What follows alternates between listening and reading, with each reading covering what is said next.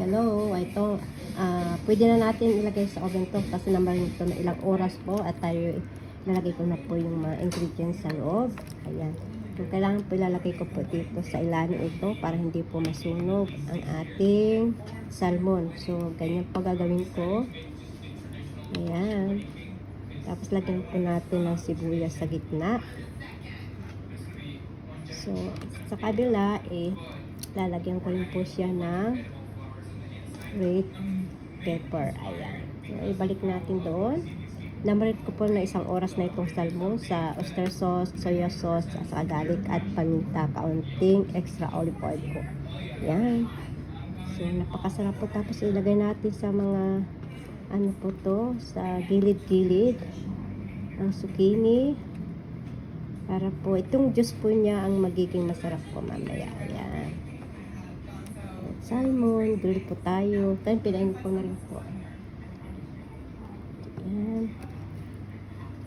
Salmon natin. Paibabaw natin. Kasi masarap po ito eh.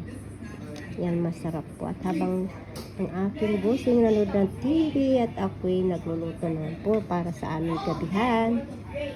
So yan, ano din po tayo, tinutang eggplant. Yan, puno na po. Mas masarap po pag marami pang gulay at marami pa ano. So ngayon, lalagyan ko na po siya ng extra olive oil. Kaya para mas masarap.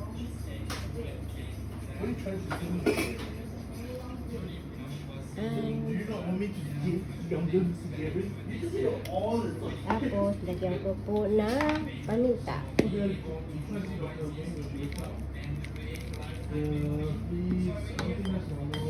Lagyan po natin ng soya sauce.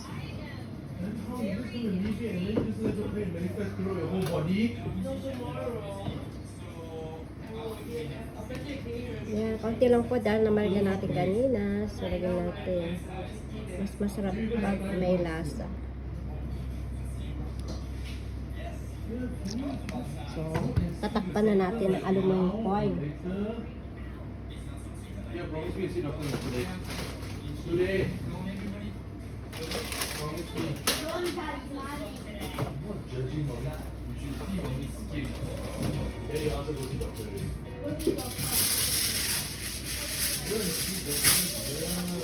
Ayan, takpan na natin. Makita po pang naluto. Ayan, takpan na natin.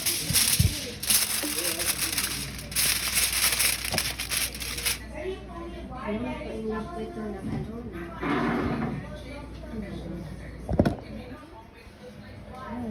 pupunta lang 45 minutes.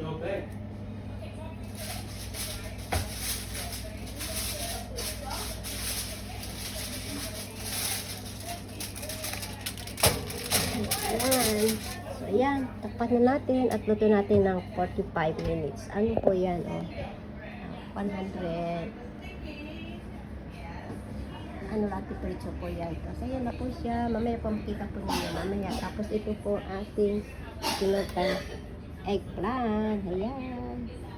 At babalatan na natin.